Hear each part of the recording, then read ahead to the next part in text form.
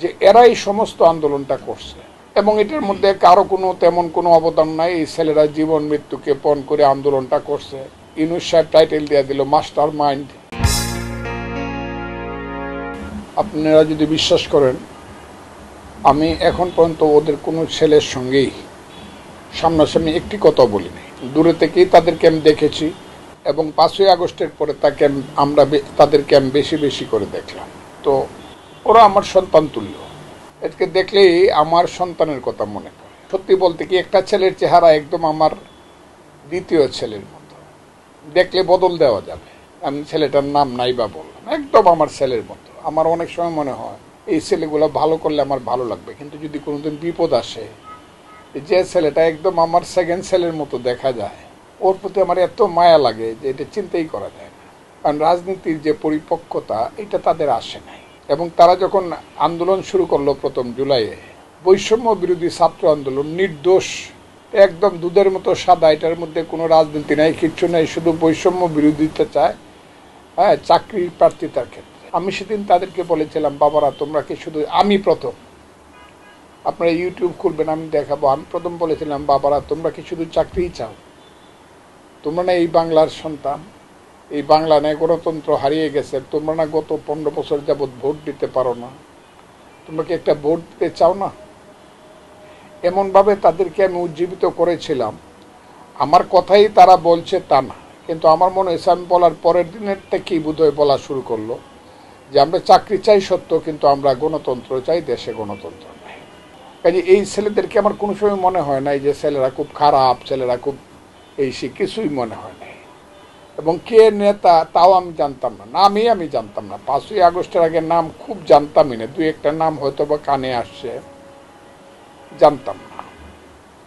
5ই আগস্টের পরে তারা যখন দেখা গেল বৈষম্য বিরোধী ছাত্র আন্দোলনের কিছু নেতা বলল যে এটার নেতা ছিল 158 জন, সমন্বয়ক, এর মধ্যে আবার 5-7 জন, 11 জন আবার এরা প্লেয়ার হিসাবে, এরা ছিল জাতীয় টিমের প্লেয়ার। তখন তাদের কাউকে চিনলাম, কিন্তু পরবর্তী সময়ে দেখা গেল প্রথম কথা শুরু হলো যে এরাই সমস্ত আন্দোলনটা করছে এবং এটার মধ্যে কারো তেমন কোনো অবদান নাই। এই ছেলেরা জীবন মৃত্যুকে পণ করে আন্দোলনটা করছে। ইউনূস সাহেব টাইটেল দিয়ে দিল মাস্টার মাইন্ড। মিটিকুলাস কি ডিজাইন, এর একমাত্র অংশীদার হইল এই ছেলেপেলেরা। এবং তারা এমনভাবে নিজেদেরকে ভাবতে লাগলো এবং মানুষকে ভাবাইতে বাধ্য করলো যে এরা ছাড়া এই দেশে আর কেউ নাই। কিসের কি বিএনপি, কিসের কি নেতা, তারা না থাকলে কোনো আন্দোলন হতো না। আচ্ছা ঠিক আছে, তাও মানলাম। আমার সন্তানরা যখন আমার সামনে আইসা খুব গৌরব দেখায়, প্রাউড দেখায়, আমি হাসি মনে মনে। জীবনের এক পাতাই মেলে নাই বাবা, জীবন তো অনেক বড়। কিন্তু পরবর্তী সময় যেটা আমাকে আহত করছে, ছেলেদের চেতনার স্তরটা ছিল যে তারা 71-কে প্রথম অস্বীকারই করলো। তারা 47 আর 24 আমার শুনে আমার অবাক লাগলো। কয় কি 71-কে, যে 71-এর স্বপ্ন নিয়ে বাঙালি জাতি যুদ্ধ করলো, সেই বাঙালি জাতির স্বপ্নকে তারা প্রজ্বলিত করতে চায়, অস্বীকার করতে চায়।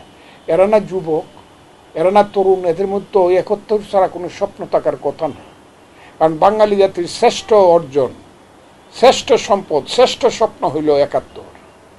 তারা যখন 71-কে অস্বীকার করা শুরু করলো, বিশেষ করে তাদের মাস্টার মাইন্ড, এই ছেলেটার নাম কি, মাহফুজ আলম, সে তো একটা ক্লিয়ার অস্বীকার করলো, কোনো 71 হয় না।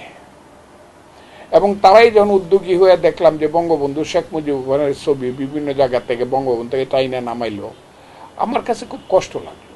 71-কে মানে না।